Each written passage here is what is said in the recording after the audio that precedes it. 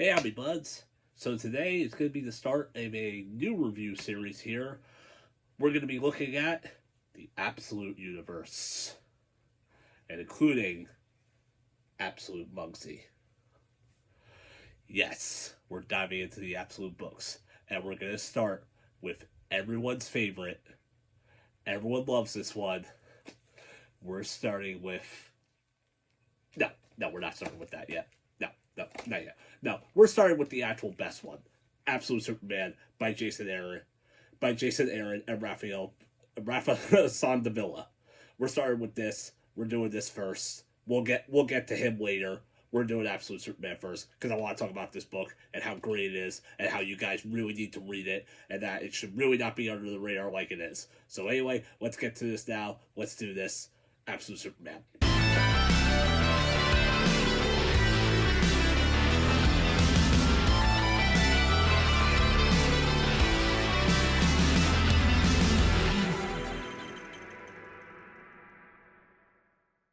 All right, so let's talk about this masterpiece. So this is the first part, Absolute Superman, Last Dust of Krypton. So basically, the first arc is divided into like the first two trades. So yeah, this is basically part one, Last Dust of Krypton.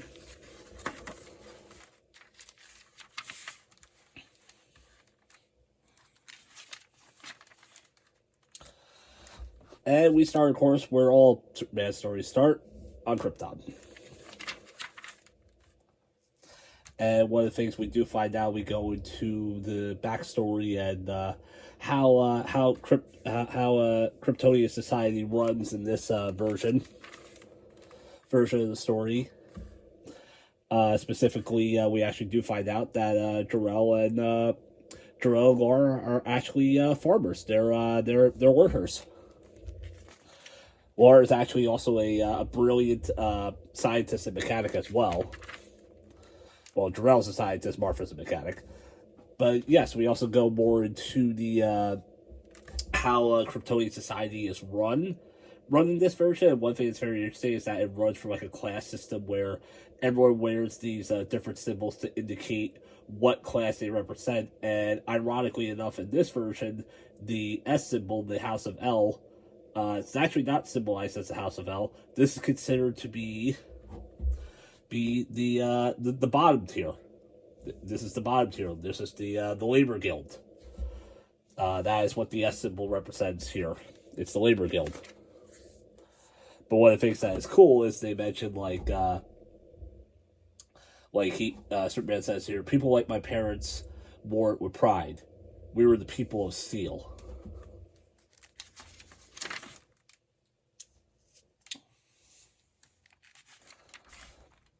And we get to see Jor-El and the other scientists exploring more of Krypton and see that at some point that yes, Krypton's days are numbered. Gotta say the art here by Rafa Sandoval is beautiful here. And so we go back to Earth, because that's actually one thing that's going to be happening in this story. We're going to be cutting back and forth between the present day and the past.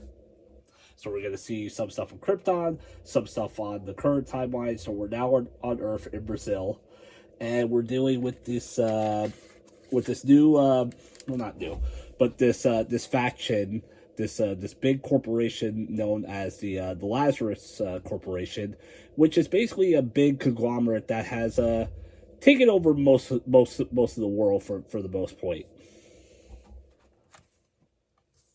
They basically run everything. They're like the Empire, and one of their big stormtroopers or securities is the Peacemakers. So I think it's pretty cool to get a Peacemaker in there, knowing his popularity right now.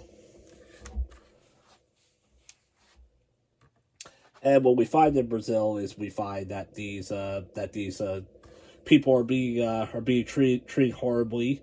They're being forced to dig for all these diamonds and mines. And at one point, one thing that does happen is someone ends up doing the work for them.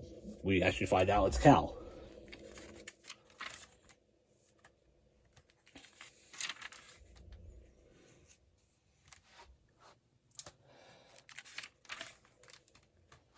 We got this great image here. Here of Superman ready to kick some ass. Taking down these peacemakers. That's one of the things I love about the story too, is I love that it keeps the spirit of Superman fighting for the lesser known, fighting for fighting for the weak.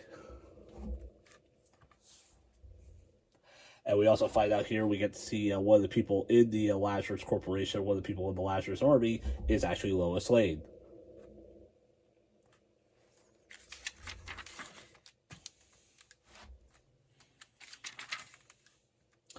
Who ends up arresting Superman at one point.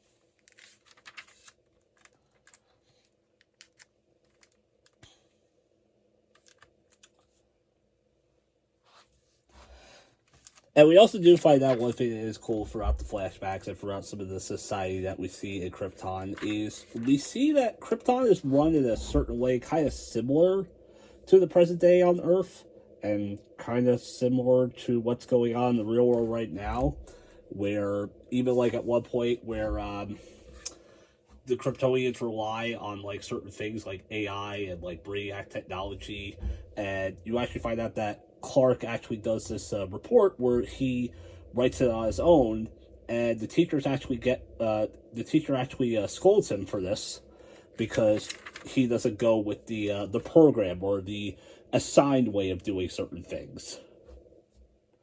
Very interesting, very interesting commentary.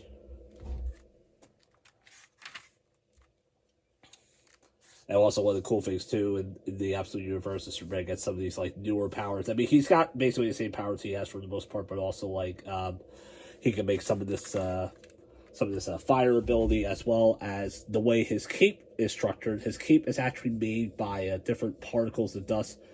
It's made by a AI program that is programmed from Krypton, known as Soul.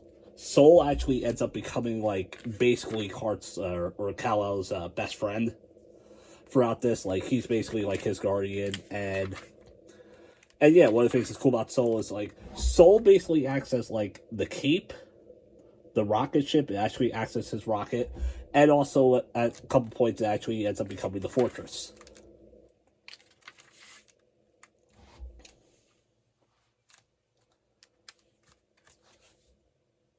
And we get more into this too, where Superman ends up saving Lois from an attack, and then Lois starts to question like maybe I shouldn't be with the Lazarus Corp specifically. Where at one moment where she's talking about her experience on the field that day with the Brainiac simulator, and she decides, as opposed to having the Brainiac simulator just write the report itself, she decides to do it on her own, very similar to Clark on Krypton.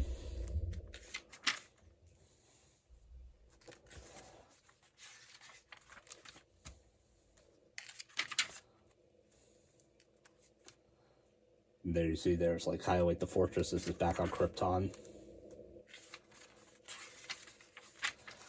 And I gotta say, one of the other cool things that they do is they actually you actually see throughout the time you see Jor-El and Laura start to prepare for the for the evacuation of Krypton, and it kind of makes it like really sad in a way because you get like attached to them. And so yeah, obviously one of the biggest different takes of this story too is that Clark actually had a life on Krypton. It's kind of similar to like Kara in a way, where yes, he wasn't like an infant, he wasn't a baby, like he had a life on Krypton, which makes him going to Earth even that much more sadder, where he doesn't know exactly what to do and misses his home even more. And we get this cool moment with like Laura ready to like save like Jor-El. Laura's like awesome in this. This is probably my favorite version of Laura. Absolute Laura is the best Laura. And also we get this cool moment too where it's actually revealed as a twist that it's not going to be, oh no, we're not just sending Kal-El. No, we're all going to Earth together. No, we're not just going to send you on a rocket by yourself. Wait, you nuts? No, we're all going together. And we're actually going to try to get as many people as we can. Which I think is really cool. I like that. That's a nice twist on the original lore.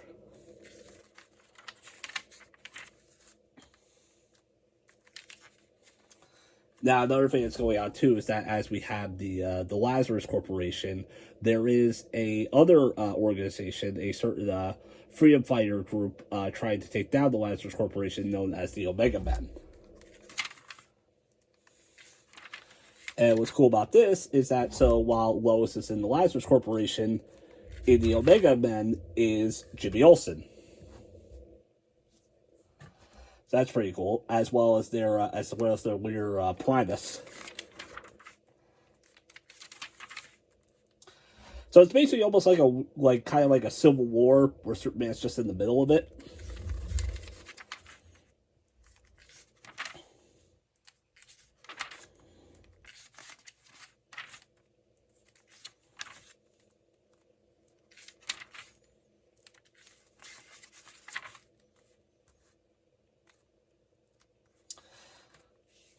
Then, unfortunately, now as we get more to the closer to the destruction of Krypton, we see things blowing up. Get to see all the kryptonite, and unfortunately, the ship doesn't fully take off course. Like it does get destroyed in the wreckage, and Cal is off on his own, separated from both Jor-El and Lara and Krypto. I am hoping Krypto is still alive and we get Krypto back one day. As of right now, in the current series, we haven't seen Krypto since. And this is also where we actually get to see Soul and Kal-El bond in a way. Soul is basically like his AI, his Siri, if you want to call it that, where he teaches him how to do certain things on Earth and all that. And we also get this too, where we get this one shot where he's like, I want to go home to Smallville, Kansas.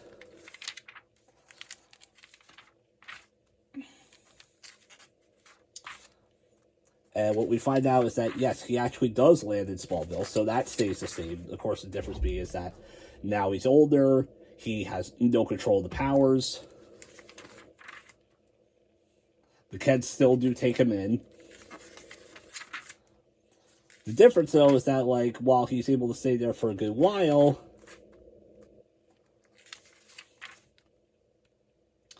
is that, unfortunately, he gets caught by one guy who calls him in for immigration violation. Basically, ice raid. Yeah. So the peacekeepers end up showing up, and thankfully they don't end up killing the kids, but like Clark basically surrenders and leaves so the kids can like stay alive. But it sucks because this was like Clark's chance at like finding a second home, and it was taken away from him, and now he's just been wandering Earth since and like helping out all these like other countries like Brazil and all that. But that is kind of the crux of the whole story too. Is the whole crux is that Cal doesn't know where to go. That's why I keep calling him Cal as well. I know I inadvertently call him Clark because I'm just so used to that. But like in this story, remember, this universe, there is no Clark Kent yet. He's always just been known as Cal, because that's been another thing too. With the Kents for the longest time, he couldn't talk to them because he didn't know the language yet. Like, Soul at one point ends up having to, like, reprogram or, like, readjust. But once Soul is able to finally be rested and adjusted or whatever, like, he's able to, like, translate English no problem and figures out the language. But when he first meets the Kents, he's speaking Kryptonian. He has no idea what to do, and they have no idea how to deal with it. But we do end the first part of the arc, where we find out who the mastermind of Lazarus is. It is Vandal Savage. I mean, Ra's al Ghul. Yeah, Ra's is the villain in this. It's cool, but I will say the one negative about this run, or this book, is that he's basically Vandal Savage. Anyway, let's move on to the next book. So this is the next part of the arc, Son of the Demon.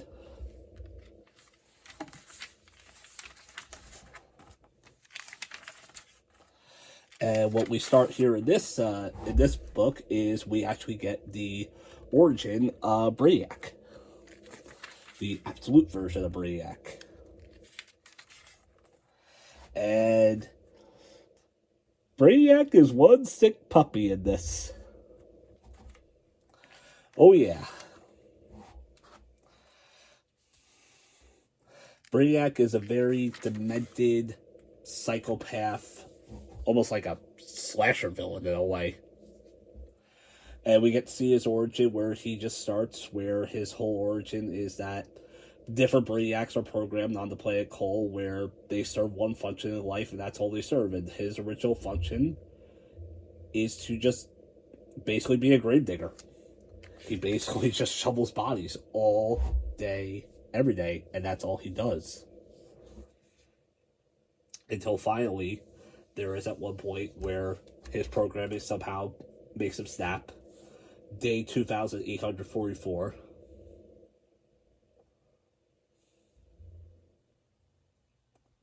And he ends up running to this one Brainiac where that Brainiac's whole function is to kill. And the Brainiac is able to, our Brainiac is able to fight him back and ends up killing him. And he learns a new function, killing. And he enjoys it. I shovel.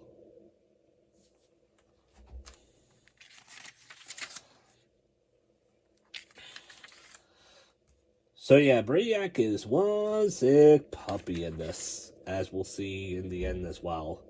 But yeah, he's actually also working for Roz in this story. And in this, he's able to discover kryptonite.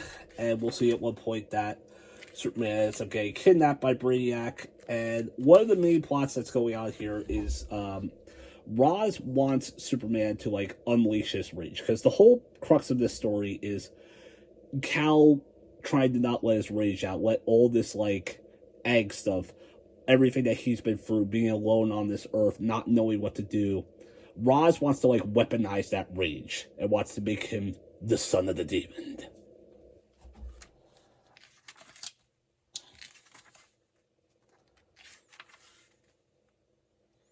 I love this too, like Superman, the full armored version. I do love the absolute Superman suit. We get a bit of a cooler suit at the end, but like the black suit, I really do like.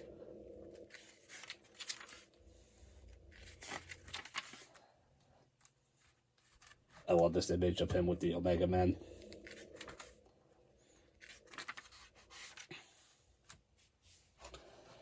At one point, Superman does end up getting like shot by like a kryptonite bullet. He's got to like take it out himself.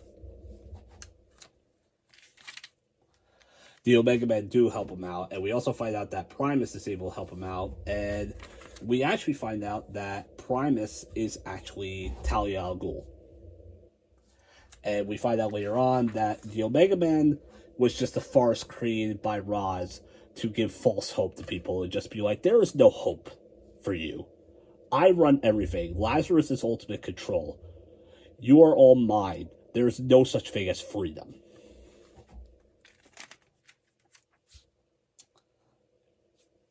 Which Lois, Cal, and Jimmy will fight with.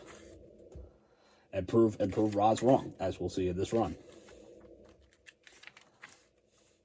But yeah, I gotta say, I love the way the story's told. I love the structure. I love the art.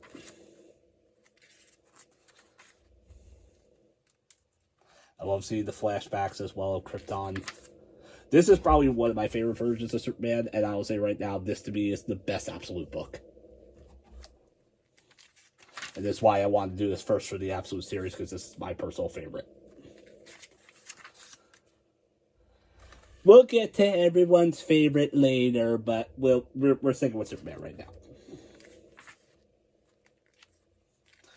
And yeah, we do get this issue where Brainiac does end up kidnapping Superman, Roz, and Lazarus kidnap him, and basically Brainiac puts Cal through these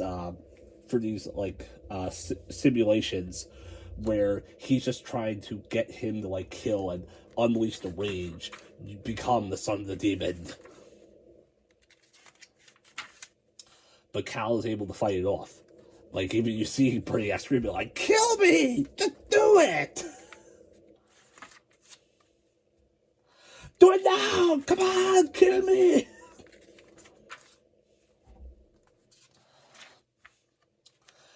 But we do get this cool moment, too, where later on, like, Jimmy and Lois end up going to the Lazarus Corp to go and saving Superman, along with Lois's father, Sam Wayne.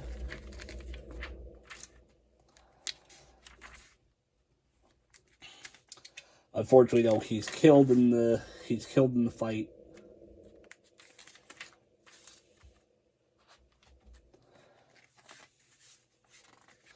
Superman eventually does break away. Oh, and another thing that's been going on too is in the present, Jonathan has died, but Martha is living her last days in a old folks home, and she's unfortunately going through Alzheimer's. But the one thing that is keeping her memory in check, that she has never forgotten, is their son.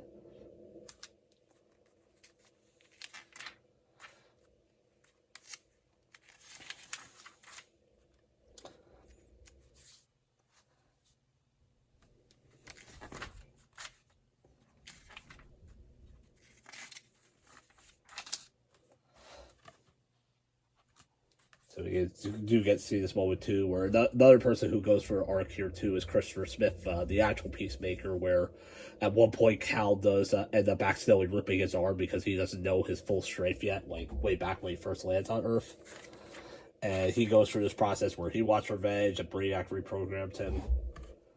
Oh, this is the moment I'm talking about too, where Cal is finally letting some of his rage out, and Soul is able to calm him down and make him into his own fortress, his little fortress of solitude.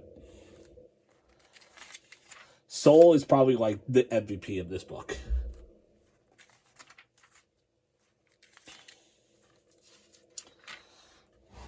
And we do get this cool moment later on where we're in Kansas, and Lois and Jimmy go to a diner, which is run by Lana, and they basically ask for like food. Like they don't have a lot of money. It's like, hey, look, is there a way we can get some food? And they're like, you saved Superman. You can have any free food you want. So one of the things that's cool is that Kansas is aware of Superman, and they'll protect him no matter what. They don't know who he is, but they know him as like a myth. They know him as a legend, and like they want to like stand by him. Because at one point, yes, earlier, his run, Superman was like protecting people in Kansas while he was like living with the Kents.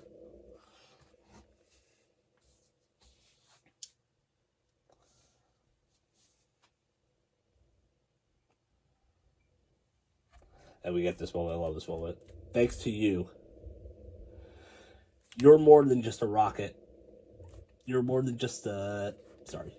You're more than just a rocket, Soul. So, more than a collection of advanced crystals and the world's badass cape. Your family. You're as much as L as I am. So L. We are brothers from Krypton. Thank you, brother, for everything. And Soul goes, yes, Cal. You were most generous. And may I just say that... But he gets cut off.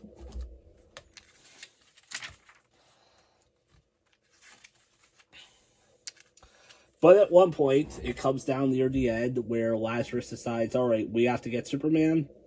We're taking down the one place we know he's going to be, Kansas. And it's basically a whole big invasion where Ra's al Ghul basically nukes Smallville. Or, well, he doesn't nuke it. He attempts to. But yeah, there's a whole big invasion going on. So it's Lois, and Jimmy having to save Smallville.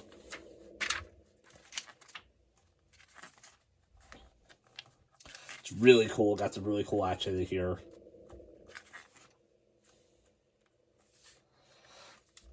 And unfortunately, though, we do get this moment where Brainiac ends up like corrupting Soul, and to like prevent the program from fully corrupting Cal, Soul sacrifices his program and basically gives his life to protect Clark, as well as the rest of Smallville. Because at 1.2, like Cal makes Soul become like a shield for like all of like Smallville.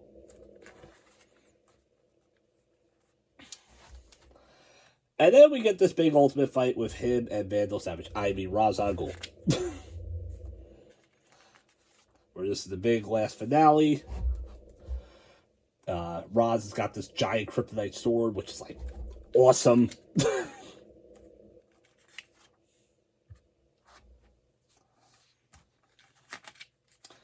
And Cal finally realizes his purpose here to protect these people. and wants to take down Roz once and for all, rejects Roz, and we get this awesome, like double page splash of like the two of them fighting, where he uses it, because even though Soul is gone, the cape is still around, and Cal's able to use the cape to like make his own sword.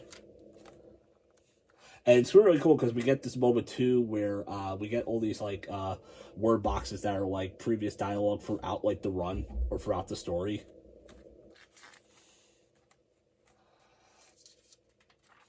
And eventually Superman does win the day. He doesn't kill Roz, but he ends up sending him to Pakistan, where that's mainly where a lot of his crimes were committed. And he sends him to them and decides, you decide what to do with him. You jail him. You're free.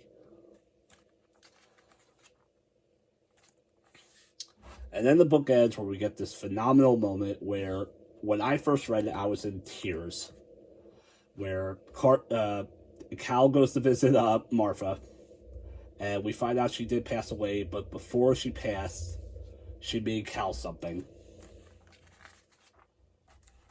She made him a brand new suit with a note that says, "For Martha and Jonathan, for our angel, our lost son, Clark Kent." And that is, in the absolute universe, how Clark Kent is born. So yeah, so that is Absolute Superman. A fantastic series, still continuing strong. Can't wait to see where it's going to go. Actually, right now, currently, we're actually going to be introduced to, or actually they did just introduce Absolute Shazam in this book. So yeah, really cool. Love this story to death. I really, one of these days, would love if they put both of these together as like one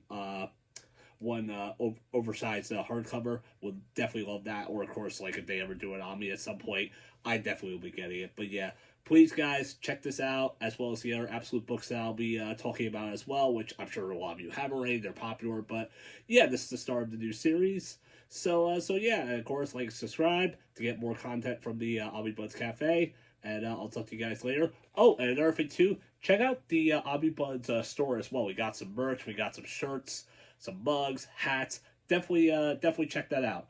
All right, I'll talk to you guys later. See ya.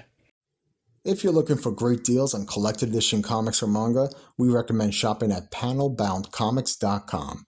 They offer free shipping on orders over $30, plus bundled discounts to help you save even more. And if you're shopping from Europe or the UK, comicsbugle.com offers free EU shipping and a rewards program for regular buyers. Don't forget to use our discount codes at checkout.